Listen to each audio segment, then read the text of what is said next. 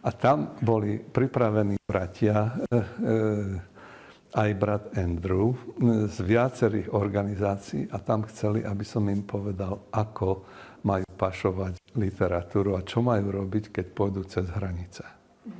Tak som ich vyučoval na to, že ako to majú robiť. A čo ste povedal?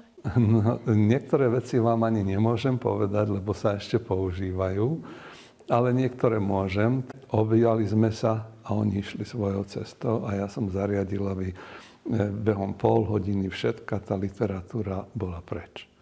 Čiže prišli bratia, každý zobral jednu tašku alebo kufor a tak a odniesli to inde.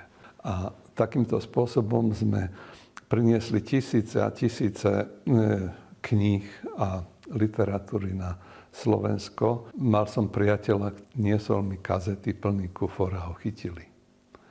Ale on ma neudal. Bol za to vo väzení niekoľko mesiacov, ale nepovedal, že komu to nesie. Som mu veľmi vďačný za to.